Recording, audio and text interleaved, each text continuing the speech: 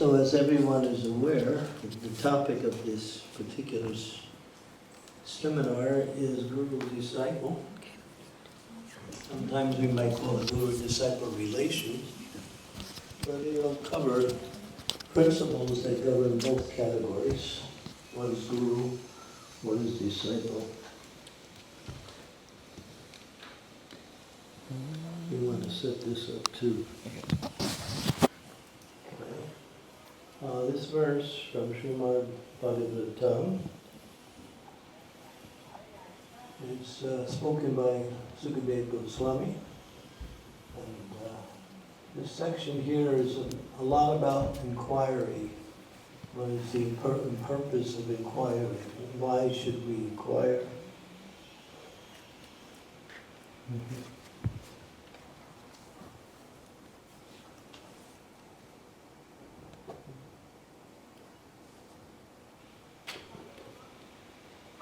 Just wrap it around.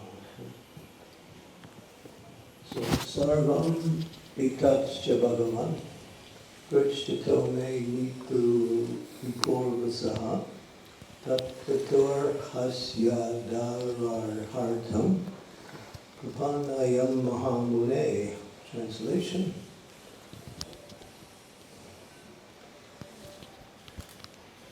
A little smaller. O great sage, representative of the Lord, this is from Maharaj Parikshit, kindly satisfy my inquisitive in all that I have inquired from you, and all that I may not have inquired from you. In the very beginning of my questioning, since I am a soul surrendered unto you, please impart full knowledge in this connection.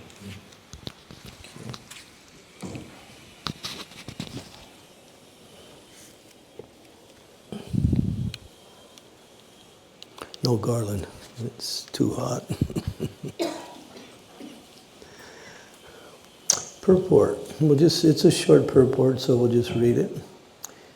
The spiritual master is always prepared to impart knowledge to the disciple, and specifically when the disciple is very inquisitive. Inquisitiveness on the part of the disciple is greatly necessary for the progressive disciple. Maharaj Parikshit is the typical disciple because he is perfectly inquisitive. If one is not very inquisitive about self-realization, one need not approach a spiritual master simply to make a show of discipleship. Not only is Maharaj Parikshit inquisitive concerning all he has inquired about, but he is also anxious to know about what he has not been able to inquire. Factually, it is not possible for a man to inquire about everything from the spiritual master, but the bona fide spiritual master is able to enlighten the disciple in every way for the disciple's benefit. Okay, so of course the essence of this particular, put it down, the essence of this particular verse and purport is being the idea of wanting to know. So, what do we want to know? We want to know what it means to practice the spiritual life, and what are the ingredients that is necessary for us to practice in spiritual life, which are, of course, practical and both philosophical. So here you see the example is Maharaj Parikshit. He not only wants to know about the questions he posed, but he wants to hear things that he hasn't even asked about. So this is the indication of one who really is sincere to understand the goal of life. So for a devotee, one should be inquisitive. But again, let's qualify that inquisitiveness in the sense that it should be aligned with the purpose of spiritual life. Not how, Guru Dev, I got this pain in my left side. Can you recommend some doctor or some medicine? Well, if the Prabhupada was approached like that, he would say, go see a doctor. Of course, sometimes Prabhupada would do that without even asking, but it's not the duty or even the business of a disciple to ask something that is based on something material. Because of those answers, we approach those who are expert in those areas, and not the spiritual master. Although maybe sometimes Prabhupada did offer medicine, he offered advice, he offered us how we should eat. But when it comes from the spiritual master, that's fine, but we shouldn't approach in that way. That's the point. And so what is the inquisitiveness that is about? Well, there is an exchange between Sri Chaitanya Mahaprabhu and Sanatana Goswami. And Sanatana Goswami, he is a highly qualified person, both in the secular world. He was expert in many, many subject matters and many languages. Him and Rupa Goswami had a position in the local government. So he's very prestigious, even from the, material circles. But still, when he's talking to his spiritual master, he throws all that away. And he says, K-A-M-I, who am I? People call me learned, but actually I don't even know who I am. So this quality of inquisitive, along with dismissing all of this pretentiousness about one's own identity based on one's qualifications, is the proper mood of a disciple. Not that I'm so qualified that I've come to Krishna consciousness to help the spiritual master with his duty in doing his duty. Because there are many persons who may be very learned from the secular area. They may have many degrees and may also have been given some acknowledgement in the secular society for some achievements. But that's ephemeral. And actually these things, sometimes we see them as being obstacles in our progress of devotional service, because they somehow block our ability to be humble and to be, what we say, inquisitive. So, of course, having these qualifications, we can use them in devotional service. But what is the main qualification is how to develop the character of a disciple. Know what are those qualities that I need in order to execute devotional service, along with the process of devotional service. And those characters, or those qualities, we say, are usually in the mode of goodness. Those qualities that are acceptable for the practice of devotional service. Qualities in the mode of ignorance are actually completely rejected. There's only one quality in the mode of passion that may be somewhat acceptable, and that's that is creativity. Creativity, and that can be dovetailed into devotional service. But generally, the character of devotee is the foundation by which the devotee can learn and the devotee can practice. So when Sanatana Goswami is approaching, and he's saying, and he's putting himself Nija Bhakta, very small. I have no qualifications. Although people glorify me in so many ways for so many achievements, still, I have no qualifications. So the final thing is, please instruct me. What is the important thing? And as we practice devotional service, and we come in contact both with the practice and the philosophy, there should be some desire to learn clearer or more about what we're practicing. So here it's important. There's one statement in there. It says that if the disciple is not inquisitive, then why is he approaching the spiritual master? Because if he's not inquisitive, there's two reasons. One is what we say acceptable, and the other one is not. One is that I know everything. Because no one really knows everything, but sometimes one may understand the principles through their own experience, through previous questionings, like that. But then the other one is that I don't really take time to think about what it means to practice devotional service and how I can advance in devotional service. So one should be thinking, where am I in my spiritual practice, and how can I make further advancement? Rupa Goswami explains the stages of bhakti. Of course, I think practically everyone here has a spiritual master, but there are a few of you who don't. So their process is the Dao Shraddha Sadhu Sangha, and those are the first two steps to associate with devotees, and being inspired by the idea that I can learn something spiritual. Through that association, I hear and chant the glories of the Lord. I learn the process of devotional service. I become attracted to the idea that I want to make spiritual advancement. I want to make my life connected to the devotion to the Lord. Then when that becomes somewhat developed in consciousness and in desire, then Krishna will send the spiritual master, and that's the third stage, Bhajana Kriya. Once we get that stage, then we can cut through with the mercy of the spiritual master, which is his guidance both philosophically and practically. Then we can cut through what is called all of these anarthas, the blocks that come by way of our previous association with material energy, which is even then is still somewhat there.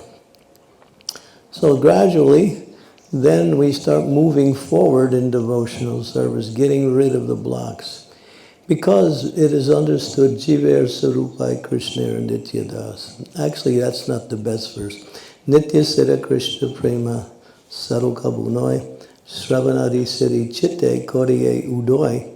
In the hearts of all living entities, pure love for God is there.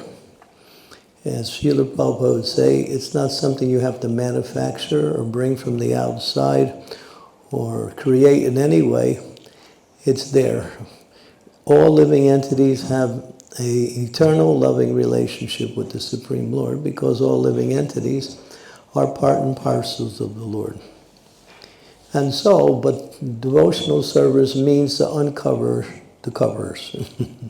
Get rid of the blocks, get rid of the wrong ideas, get rid of the conditionings that we've been exposed to due to having a material body, life after life after life. And then that means that it's compounded. It's not like we're just conditioned in this life. We carry our conditionings from previous lives, and we start in this life with a conditioned set of desires or ideas, tendencies. And then as we act on the bodily conception of life in this life, we build more, we put more coverings on. So the whole process is to cut through. But what is that cut through? Transcendental knowledge. Transcendental knowledge, as explained by Krishna, acts like a sword to cut through all of the illusions, the misconceptions of who I am, and what is my purpose of life, and how I can engage in the goal of life.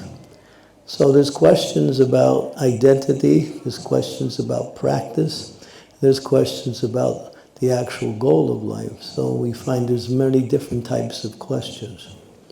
So as we hear from the spiritual master, as we read the books given by the spiritual teachers, we should develop some type of curiosity based on what we read. If we can read and understand everything, that is not usually the case, but there are certain persons who can and also apply. So your understanding is understood by how much you're applying what you hear and what you know, and what you receive. Just to read is nice and it's important. It's purification that comes by contacting the transcendental message.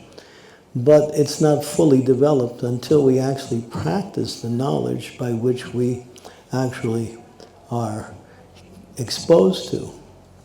So when we practice, then we start getting understanding of what we're hearing and what we're reading. It becomes part of you. The knowledge now becomes an integral part of your consciousness and not something separate from you. And then you're developing what is called spiritual consciousness or Krishna consciousness. So knowledge acts like that sword. It does two things.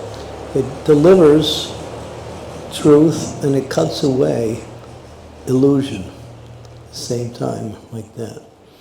But one of the problems that devotees may have is that they may doubt what they read, or they're unclear. And somehow or other, for whatever reason, they don't take the time and effort to clarify.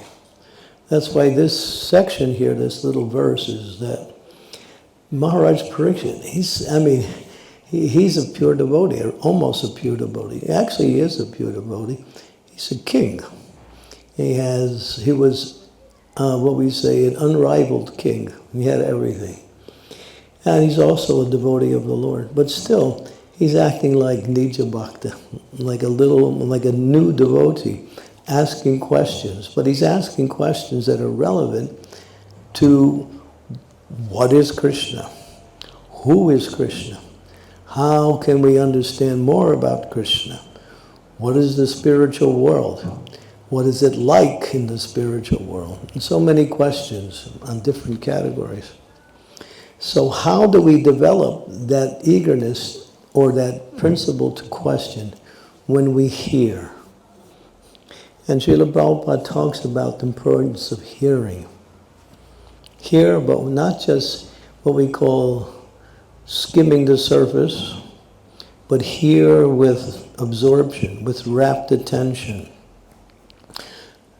So we might say, well, that's hard to concentrate fully on the sound vibration without any interruption. That's quite hard. But if you practice the process by chanting, by serving, you sort of develop a consciousness where your mind and senses become more focused on spiritual activities, then it becomes more natural and easy to hear and then to also think about what you hear. And then based on what you think, then you ask a question for practical clarification. So it's important. I find that a lot of devotees don't bother. They say, well, we don't want to bother the spiritual master because he's busy, he's got his computer, he's got so many emails, and I don't want to add to his burden. Yeah, they speak like that.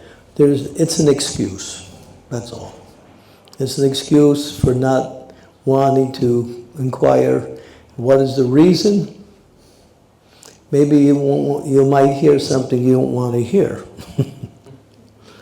And then you're stuck. Of course, the spiritual master is not in the position to destroy the disciple through the instructions he gives. He'll give according to how much the disciple can receive the instructions.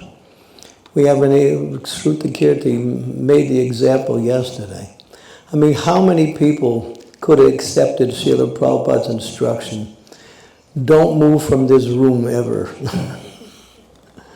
But because of his sincerity, and Prabhupada could see it, and his qualifications of wanting to serve Srila Prabhupada no matter what, he was given that instruction. But he wouldn't have given that to everybody because others would break and they wouldn't be able to do it. And it's the idea of the spiritual master is not to chase the disciple away by difficult instructions.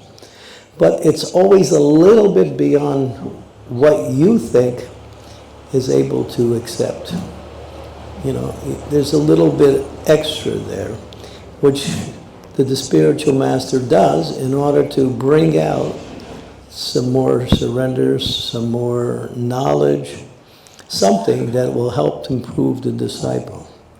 If it's easy all the time, then what is the question of what we say, progressing in devotional service? Because we have to cut through these attachments, we have to cut through these illusions, we have to cut through all of our misconceptions, and we have to understand things clearly. And that's why this section of the Bhagavatam here, we were just finishing this in our Zoom class. It's all about Maharaj Parikshit. There's one whole chapter, chapter 9, and part of chapter 8 is just questions.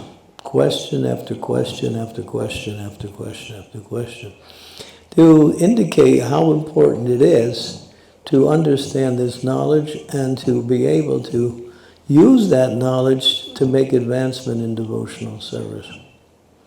Because transcendental knowledge is like a sword, and that's the actual statement in the Bhagavad Gita. It cuts through illusions. So some people say, well, I'm not so philosophically inclined. Prabhupada said, all right, then chant Hare Krishna. But do some service also. But if you find yourself in difficulty, then you better find some way to understand why you're in difficulty and how to overcome that difficulty. There's some practical knowledge, some spiritual knowledge will be necessary.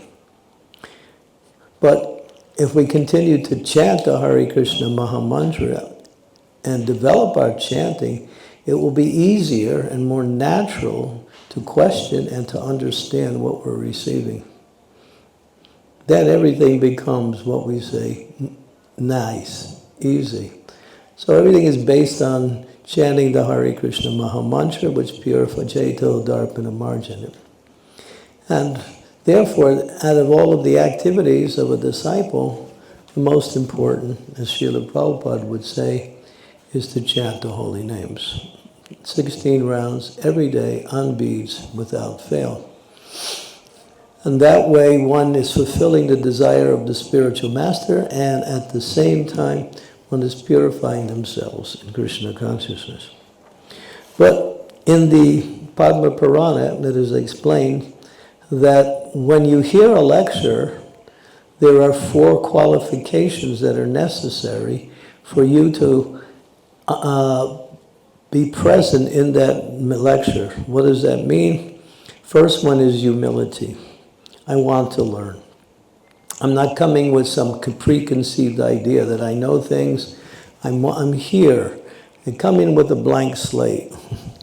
And then you can, in other words, you'll be able to assimilate.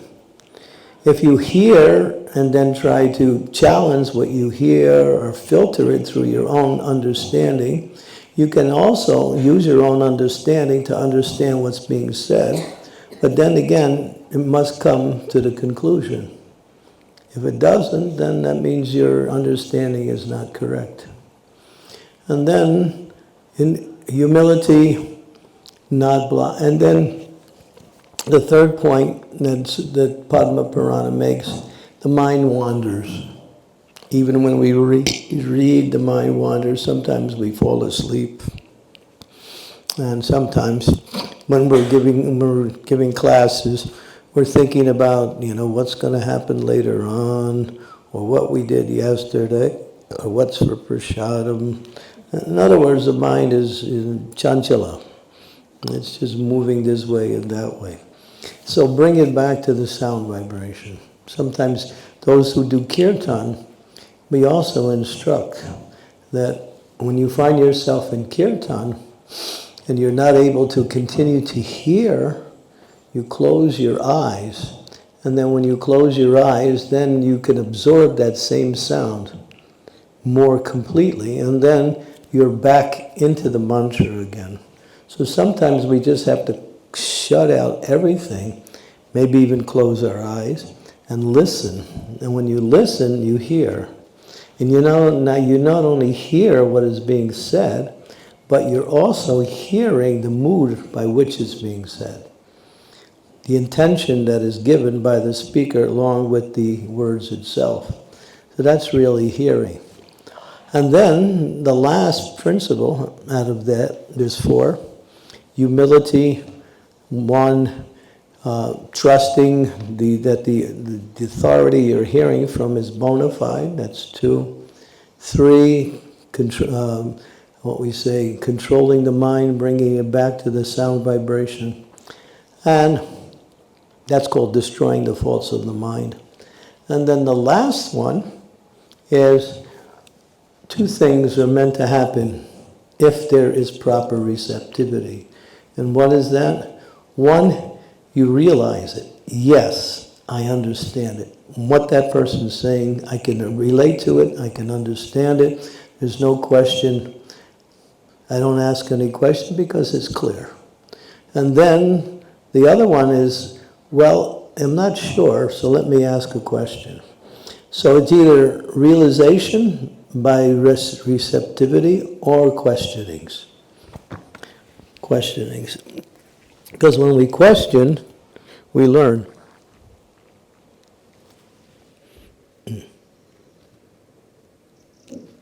I question why I have to do all this sometimes, but anyway, it's necessary. So any questions so far about what I said about the mood of a disciple in terms of understanding what we are being given and how we can maximize our understanding in the sense and how we can apply it to our practice in devotional service. Anyone? Any questions? Yes, Raghava?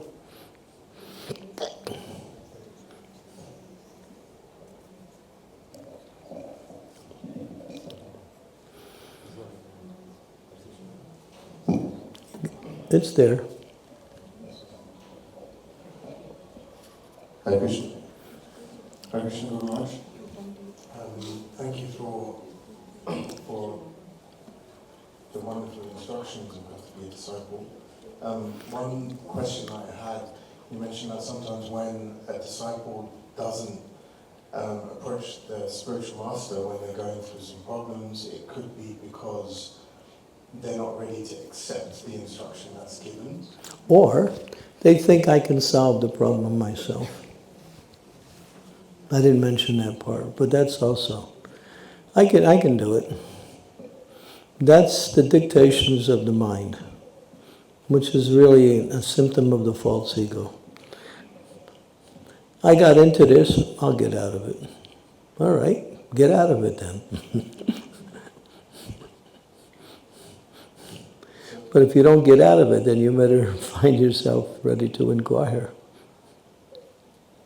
So in my personal situation, sometimes I feel like I'm genuinely bothering you with my small or irrelevant the botheration that comes from that the spiritual master may exhibit is that the instructions already been given, but you're not acting on what has already been given.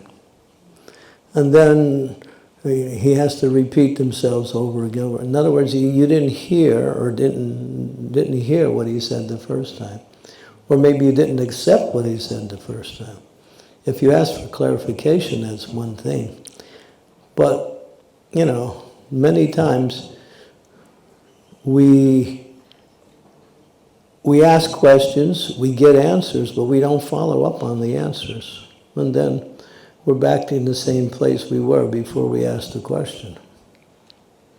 So use the knowledge you get, or the understanding you get, and if it's unclear, get a clarification, and then go ahead. You can inquire from this, even if you were given a particular service, and you find the service is difficult, or what we say, you're not sure on how to execute it, you can ask questions. But in a way to understand, and ultimately in a way to accept. It's not that your questions and should be to get out of the service. It's not about that. In some cases, the spiritual master may also say, all right, you can't do this service, all right, then do this one. Because he wants to see you engaged in some form of service that will help you in your spiritual practice. Because sometimes we give people services that they're not inclined to at all. They do it begrudgingly or mechanically or half-heartedly, and they don't gain much from it. So one can clarify that previously with some questions.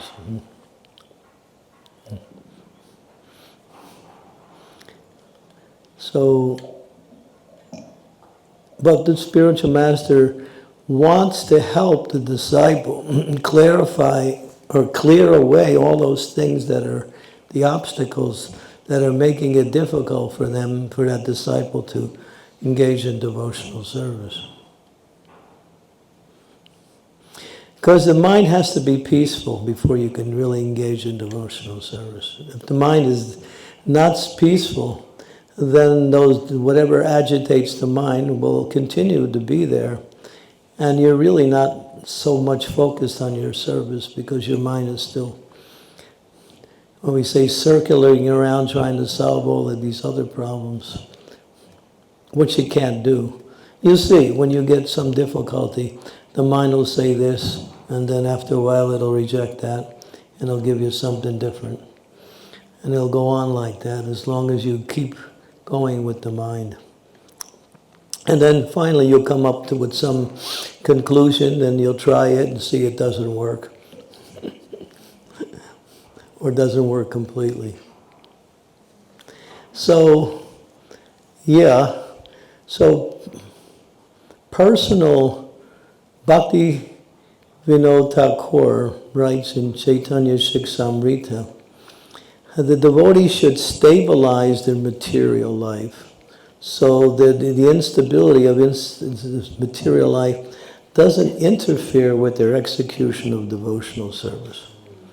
For instance, someone may have to get married, and they want to get married, but they're not married, and so they're struggling with connecting with someone to make that relationship.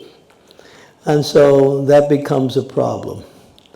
And that sort of becomes a mental disturbance in the process of one's execution of devotional service. So Bhakti Vinod Thakur says, deal with that then. Get through that, solve that situation, and then continue in your devotional service. And you may also get practical help like that. In our society now, I see we got a lot of self-help programs, right, Vishaka? Everybody, there's how to become a guru, how to become a disciple, how to become a mother, how to become a father, how to become a cow, how to become how to steal Maha and not get caught. So we got all of these self-help programs along with, I think if Prabhupada was here, he would say, what? Because we fail to understand and engage in devotional service, which solves all of the problems. This is the questions that I get a lot.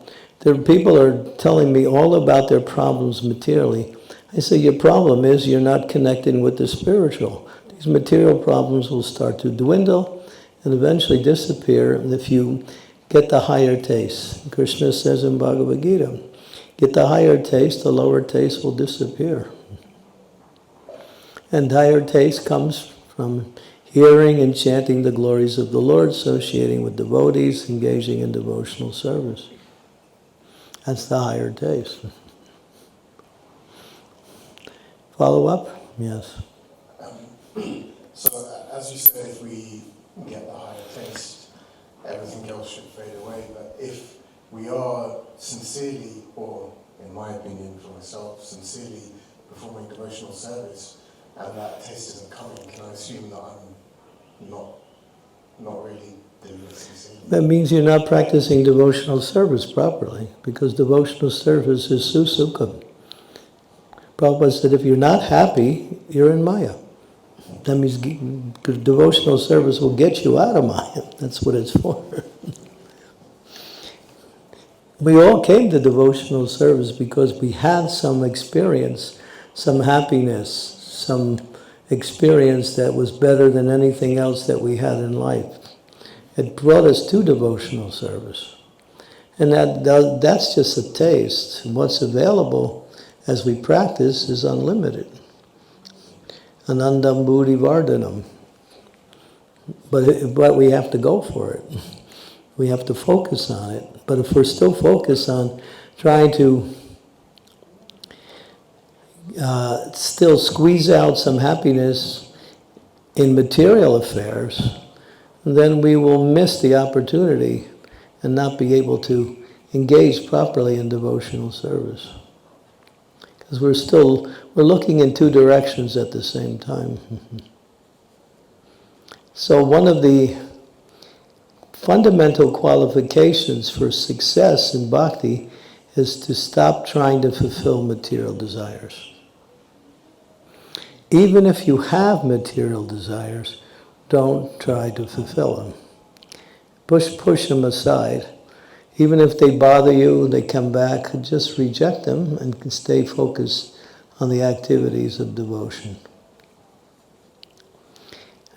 And anyone can do that. Prabhupada said you can choose.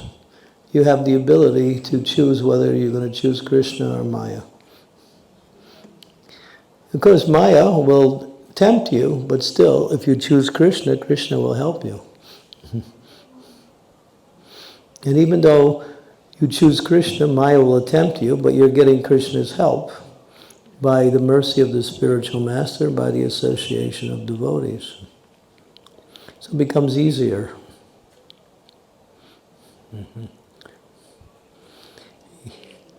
Let's see, yes, I could see you were so thinking so loudly that I couldn't reject. Thank you for thinking. See, thoughts have power. Then we'll come to Rishabh and then Krishna Kaviraj, yes.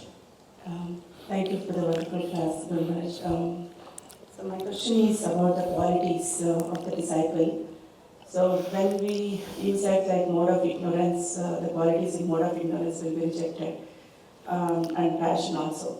So I just want to clarify that the person who is in the mode of ignorance and passion always should at least come to the lowest level of mode of goodness. Should try to, yeah. Then he can be accepted by the spiritual master. Well, the thing is, you can't execute bhakti in the lower modes. You have to come to that mode. That's why it says, pious activities in previous births is a qualification for engaging in devotional service. But we have to somehow or other notice those things, lust, anger, greed, illusion, pride, envy. These are the enemies of the mind. In other words, when they're there, we have to somehow or other, and the Bhagavatam gives you formulas for overcoming these things along with devotional service. So we work on them. To be Krishna conscious means to be reflective, to be introspective, and seeing what are those qualities or characteristics that are blocking my devotional service. If we can't get rid of them ourselves, then we can present those in the form of a question to the spiritual master or to someone who can answer our questions. Mm-hmm. Is there more to your question? No, but myself, I'm observing nowadays, like, as you were mentioning yesterday, like, many are into Krishna consciousness many years and they don't accept spiritual master. So they always act in the mode of good passion or ignorance. And I noticed that they don't want to take up any austerity or any authority. So I don't know when they will come to that particular level of accepting the spiritual master. They have no training.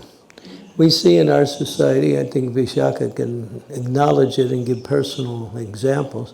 People just come because they're from the Indian culture, they have some sukriti, but they don't know how to execute devotional service. They're still contaminated by their own ways of thinking. And they try to introduce that into also in devotional service. Like just for instance, Shiva Ratri. So they want to honor Shiva. So And when I was in Chicago, and the people were coming and they wanted to do Shiva Kirtan in the temple. And they were also cooking prasadam. They wanted to cook it themselves and we offer it to Lord Shiva for them in the temple. So we told them, this is about Krishna, not about Lord Shiva. Shiva's a great soul, we honor him, but we don't do formal worship of Lord Shiva. That's done by those who worship Shiva outside. So they come in with this kind of understanding. That's one example. Mm-hmm. Or even Shiva Kirtan. So the training would be Yeah. through the Bhakti. We get everything nowadays, right? So many things. It becomes we have to cut through more things than we actually are practicing. Because people, see, the thing about Prabhupada's disciples, they were trained by Prabhupada. And you heard from Shruta Kirti yesterday, how he dealt with his disciples. I mean, he didn't just train them, he made sure that they practiced what he was teaching when they were in his association. It was the school of hard knocks. But because Prabhupada was so loving and so qualified, it was easy to accept. Although a lot of the things we heard we didn't like, but still, Prabhupada made the difference. He made it in such a way that we wanted to follow him, although it was difficult. That was Prabhupada. But now we have Prabhupada in the form of his devotees who were with him. We have Prabhupada in the form of his books, his lectures, his legacy, so much there. Now we have to take nourishment from that. We have to take guidance from that. But people don't want, and they just want to come in and think, well, yatamat tatapat, I'm okay, you're okay. Yeah. Put my grandfather's picture on the altar only once a year because it's his birthday. Does that happen too? Vishaka, you want to say something? Give her a microphone.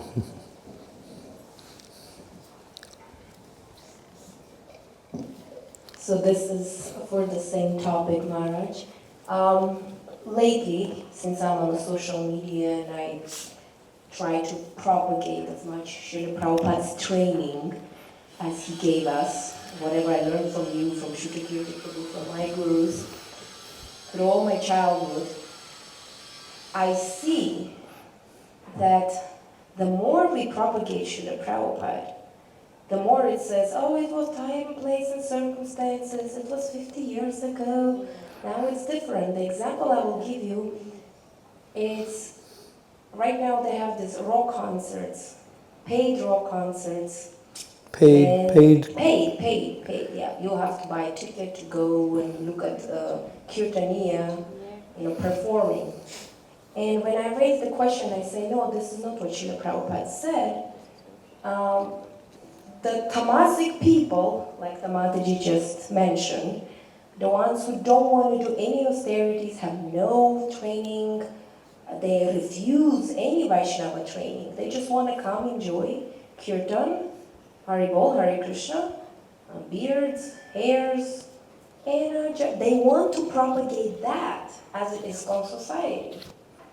So whenever we question them, they say, some of them actually, they did claim, my Guru Maharaj gave me permission and instruction to have such a kirtans, concerts. I can make money on the holy name. So whatever Mataji was mentioning about those people, that they're not even in a Rajaguna, they're in a Tamaguna, but they're using the society, they're using the holy name, they're using the name of the Guru. It's nothing about Krishna. Nothing about It's Krishna. like taking what Krishna gives and trying to use it for your own benefit, that's all. And that's Maya, that's material.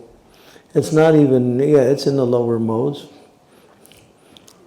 And it gives people who come in contact with that, gives them the wrong understanding also. That make Krishna consciousness your business. find ways you can make a livelihood out of Krishna consciousness. Yeah, thank you for bringing that point up, man. And I think that answers the question. Yes, Shrishab, you had a question?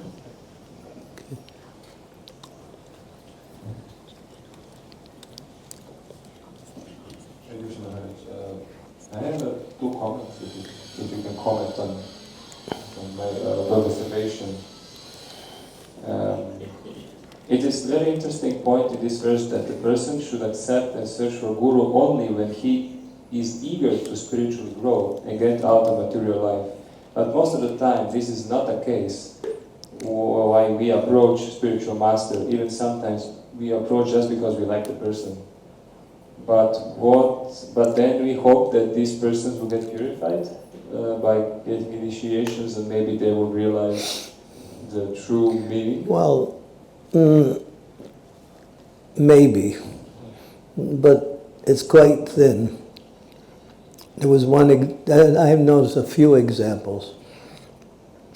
When someone met Prabhupada, some group of Indians, I think this was in Mumbai, they liked Prabhupada. First time they saw it, they said, I want to become your disciple.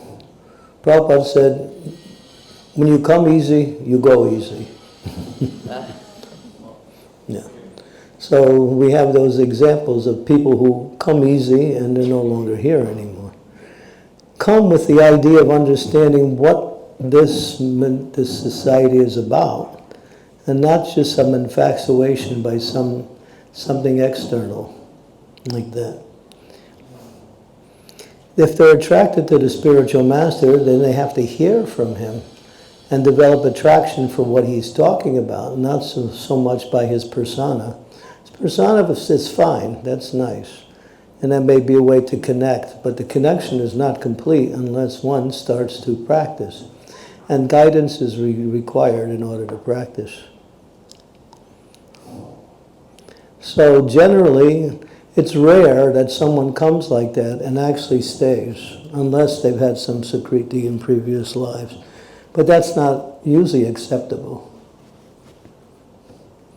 You say, all right, you want to take part in it, then go to this temple, spend some time, get some service, and learn about the process, chant Hare Krishna.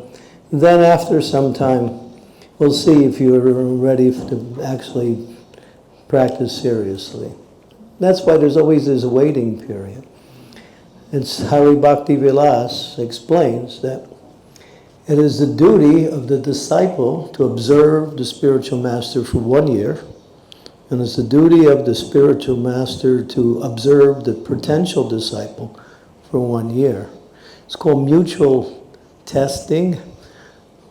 Coming in contact, nice. Now you want to learn, is this my spiritual master? Do I actually want to practice devotional service? So there's a year trial period, minimum. Sometimes we even go more. I mean, Srila Prabhupada in emergencies did cut down that time sometimes. We have the example with Shrutakirti was initiated 3 months after he met Prabhupada. But Prabhupada could see this is a sincere person. The spiritual master can see if this person is actually serious or just coming because of some idea, some infatuation, to want to try out something new. I mean, that'll connect you, but now you have to show you're sincere by following.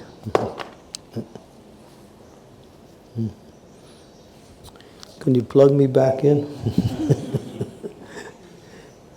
Okay?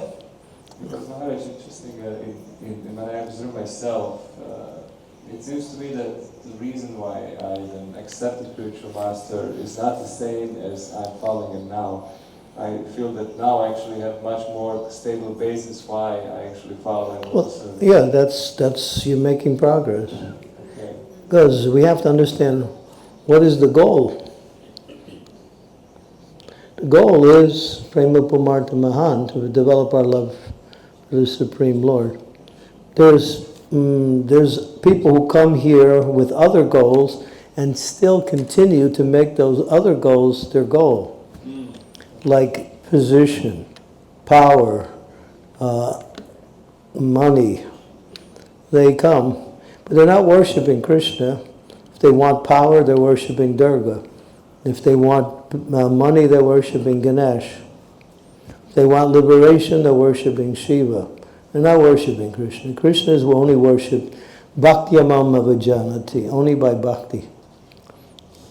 So we allow people to come, but then they have to come up, they have to understand what is the goal of Krishna consciousness and make that goal their goal in their practice. It's interesting. So many people were doing Sankirtan, and you can see that some of them become rich after doing lots of austerities in Sankirtan, book distribution, and then they become rich and they are almost not practicing now. But some people really become a pure devotees out of the process. We allow people to come, but then we engage them so they can, we have to train. Prabhupada's the training. Everyone should be trained. How to chant, how to worship, how to serve, how to associate. Because everything we do in the material world is motivated by me. Now it's motivated by me to purify myself from these things that were keeping me in the material world. The motivation may still be yourself, but it's really now your real self, the soul, not your body or mind. Okay, we Krishna Kaviraj Prabhu, and then we can have Akarshani Radha after that, and then Sri Advaita. Oh no, I'm sorry, we forgot. Yeah, also. Okay. Can you? Krishna Guru Maharaj, I'm a bit confused about some of your answers because I try to hear from you and I try to read and I try to engage in devotional service, but the result that I see is that I just feel that all I'm learning is that I don't know anything and that I need more shelter and I need more protection and I need more guidance, and that doesn't feel like happiness to me. So am I doing it all wrong? Well, how often do you go to the temple? Minimum once a week. Minimum. Maximum? Some days I've been like 4 days in a week, even though it's 2-hour drive. Have you developed relationships with other devotees? I try to. Where you can actually talk about Krishna consciousness and serve together? I do talk to some places about Krishna consciousness things. And these people are also devotees who are fixed in devotional service? I'm not sure how much they are fixed, some more than others. If you association with mixed devotees, you'll stay mixed. If you associate with senior devotees, those who are fixed in Krishna consciousness, then you'll get purified. You'll understand things fast. One of the injunctions is to associate with senior devotees, people who know the philosophy and also know how to practice. They could be pure devotees, or they may be persons who are purifying, who are actually executing devotional service in a purified way. That's your problem. You need more association. But then you have to choose. And if you're serious, you'll choose those persons who you know you can gain those things that you need to develop in your Krishna consciousness. The enthusiasm, the desire to hear. One of the main qualifications of a devotee is the desire to hear. It's fundamental. How Prabhupada talks about himself. He said, I didn't ask so many questions to my spiritual master, but my spiritual master noted, oh, he likes to hear. He said, I always took every opportunity to hear from my spiritual master. And he said, I only asked him one question, how can I serve you? So that was a result of his hearing. So we can also come to that point where all we want to do is serve. So how much time are you spending with Krishna, and how much time you're spending with other activities? If we're not maximizing our spiritual practice, then we're maximizing the material part of our life.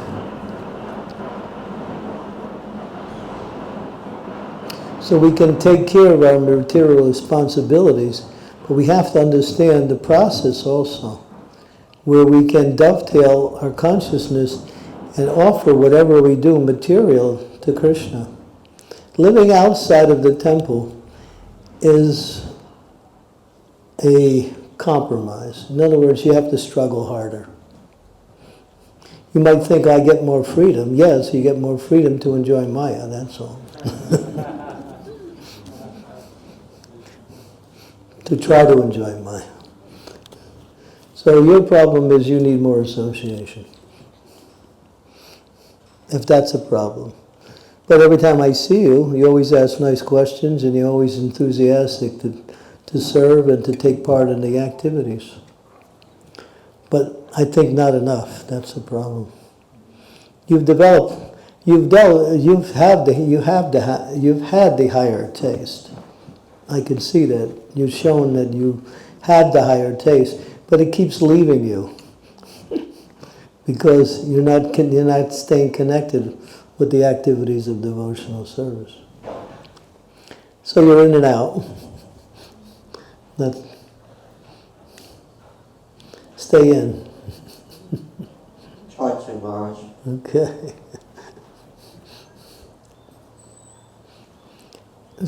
One of the things that I've been discussing lately, which is a little bit of a deviation from what we're saying, but it has some relevance, and I'll speak about it later, because I don't want to get off track here. Yeah. I think my question is off track. Is off track? Well, is it going in the same direction? There's many railways that go in the same direction. There's one thing I've been struggling to understand or accept.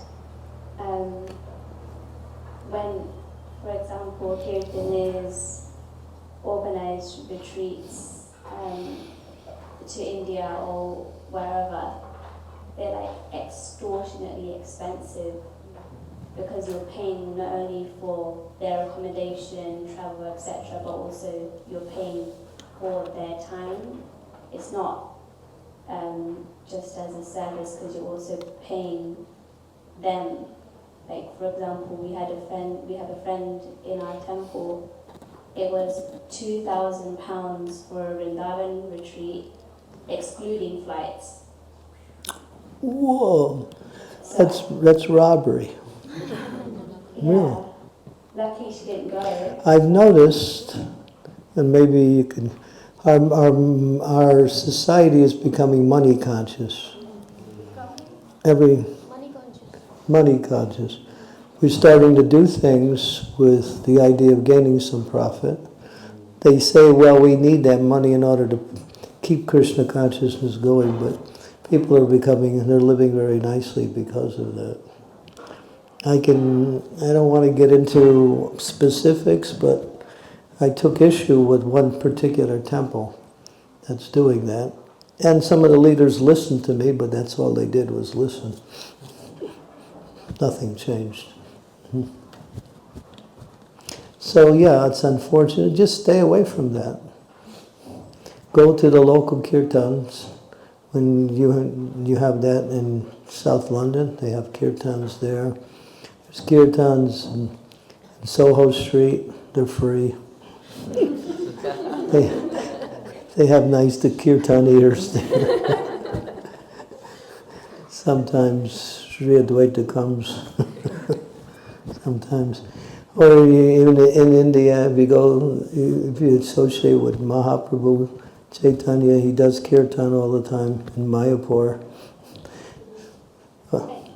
I'm more than happy to pay, but it's when it's extortionate, like You shouldn't be happy to get robbed. It's not the idea. If you let someone exploit you, that means you're actually contributing to their sinful activities, or they're also getting reactions for using Krishna consciousness to build their own social media or their own material life. So stay away from that, that's all. Yeah. Prabhupada, the only time he ever said anything about money, he said if groups from the outside, that means not Krishna conscious groups, want kirtan from us, they should pay for us. Because otherwise they will think we're just a band of musicians. They should give some donation like that. But that's the only thing he ever said in terms of money like that.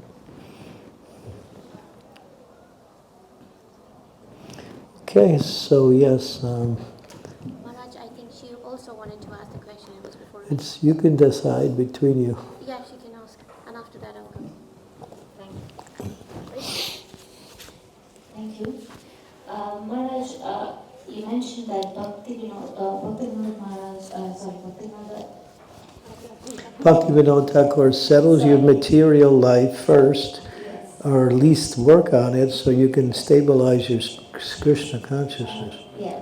So I was thinking the opposite of it, that if the material life itself is set for your bhakti development, so should we try to touch it or should we just accept it the way it is? The way things are going materially in your life? Yeah. Well, if it's interfering with your spiritual life, then obviously that's a deficiency. In other words, try to fix it, but if you can't fix it, get out of it.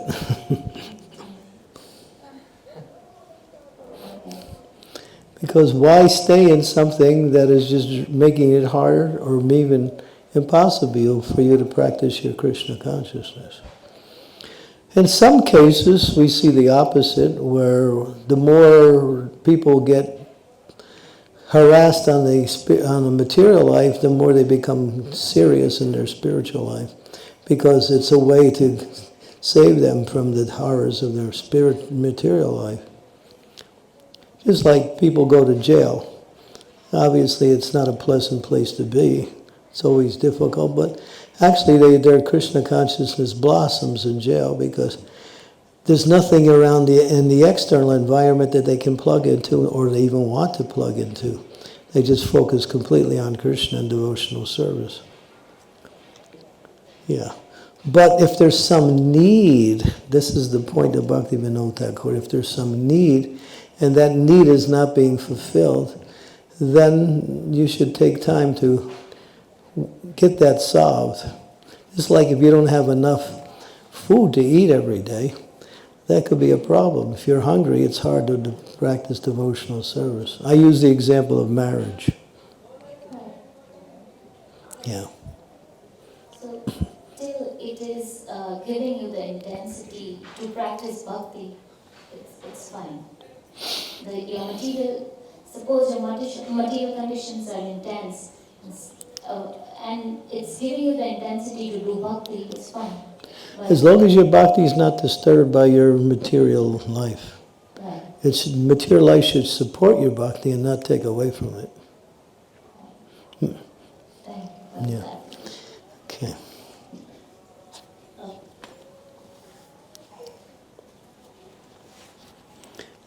So, thank you, Guru Maharaj. That's a strange question. So, you just mentioned that Srila Prabhupada suggested that we should give up on material desires or not really, seek to fulfill them. So, what does how can our relationship with material desires be healthy? For example, if I want to fulfill something, I'll give a nasty example. we bought a BMW. So I enjoyed that car for some time, and after a while I didn't feel anything. I just didn't feel anything. I started to use my mom's small car. So everywhere I would go, I would just sit in that. I would sit in BMW and not feel a thing. So I realized it really doesn't matter. Personally, I do not feel attached to things. It's good to have them or experience them. For example, we can buy a TV at home, a screen to watch kirtans or like documentaries or something. So my screen is half of that. We like it because then it's so vibrant, you can see better. So what does a healthy relationship with material desires look like, and if it's okay? And what was Prabhupada trying to tell us, that what sort of desires are like bad for us? Because everybody wants a new phone, you want to upgrade your car, and sometimes you want to go to a luxury trip, or maybe something else. Ishavasham vidam sarvam yat kinchat yat jagam jagat tena jaktena bundi chaha magridaha kasaswadaram. Okay?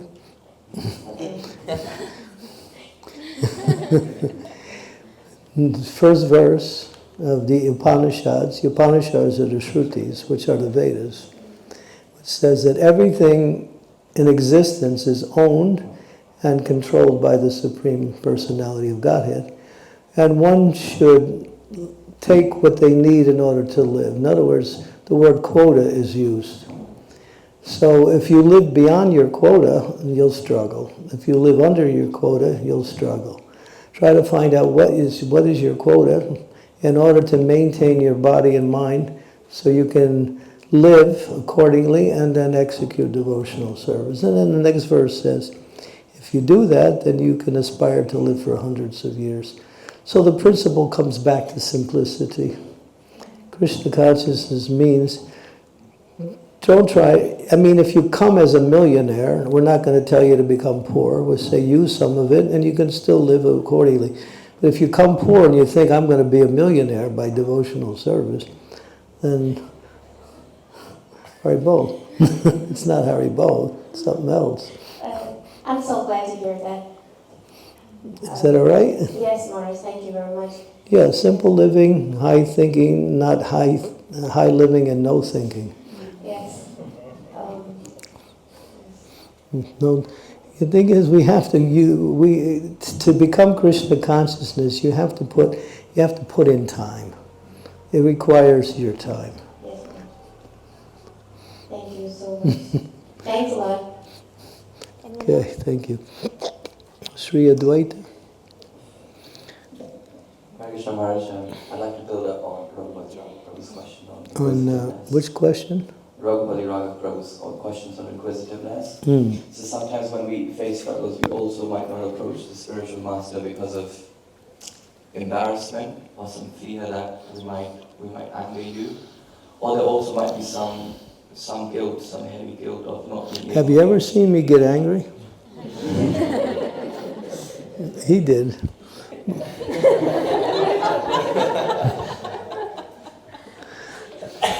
But that's when he was a nonsense.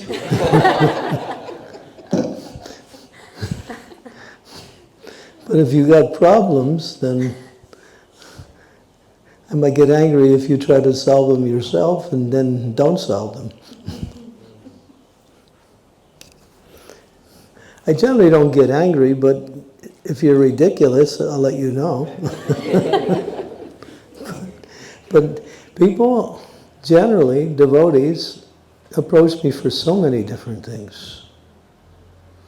And sometimes it's just has nothing to do with Krishna consciousness, but it has to do with their, evening out their problems in the material life. Like, I go to school, and my classmates, they're my friends, but when they're not with me, they talk behind my back, and they say bad things about me. What should I do? Hare Krishna. So, don't associate with them. That's obviously. So things that are just ordinary things, sometimes we try to answer them, but most of the time people have to see that what they need to solve, the problem and the solutions in the same area. They just have to see how to deal with the solution. And sometimes it cannot be ameliorated. Sometimes you just have to give up when it comes to another person. If you can't give it up, then you have to tolerate it. If you can't tolerate it, then give it up. Ultimately. We're trying to carry too much. We're trying to carry our Krishna consciousness and a big baggage of material concerns along with it. We want our job to work out perfectly. We want our relationships to work out nicely. We want our interaction with people in the material world to give us some happiness or some profit. All of these things are part of the material energy. If you engage in devotional service, you also get knowledge and you also get an understanding of how to deal with your material problems. It comes automatically by higher consciousness. That's why you say when you chant the holy names of the Lord, the holy name will carry you throughout the day and you'll be able to see how to organize your day and deal with whatever Krishna sends you, whatever Maya sends you, whatever Krishna sends you. But if we don't hear and chant nicely, then we're at a, our intelligence is not developed when it comes to dealing with situations. That's why one of the things I emphasize is early rounds. Complete at least your 16 rounds before breakfast. Mm-hmm. And then you'll see the difference in and the problems you face won't be problems anymore. They'll just be little disturbances you have to deal with, that's all. Rather than getting overwhelmed with these things. And when you get an instruction, follow it. Unless you can come up with a better solution. But it has to work. If it doesn't work, then you're in Maya. But your question is, we don't want to bother the spiritual masters. That they... Yes, or there might be like a lot of guilt that you are under because you're not able to follow a particular instruction. Well, just say, I can't follow this instruction. Can you either clarify it for me so I can follow it, or maybe with some discussion, another instruction will be given. Again, as I mentioned, the spiritual master is not there to break the disciple by giving him something difficult, but something that will cause him to be a little bit more surrendered in order to carry it out. Just like there's one injunction, it's a principle, that it's the duty of the spiritual master to test the disciple. So I was in London, I was at one house, one nice girl. She said, I joined Krishna consciousness, I wasn't married, I wanted to engage in full devotional service. I was living outside, but my spiritual master said, you go to the temple and you stay there for 1 year. And she said, I didn't want to do it initially, but then I decided to do it. Then she said later, it was something that I really enjoyed, or I learned a lot from being in that association. So that was a test for her. She was told to join the temple for a year. So spiritual master has to test the disciple. Sometimes there's people who can't take tests, so we don't test them. But we tell them, follow the process. At least that will be your test.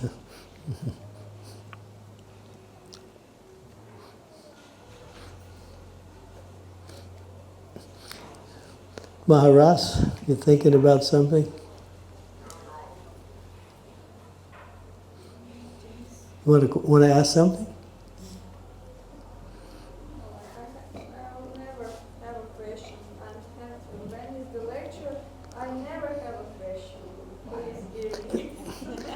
Well, that's wonderful. Good. All right, so we're right at the break point. So we'll take a little break and come back, and then the main part of the day will begin. This was the introduction. Well, this is theoretical. Now you'll hear practical and spiritual. Okay, thank you. But try to remember what we discussed, because it's important, especially about the importance of inquisitiveness. Don't be afraid when you have some doubts or you need some understanding to ask questions. Srila Prabhupada ki jai.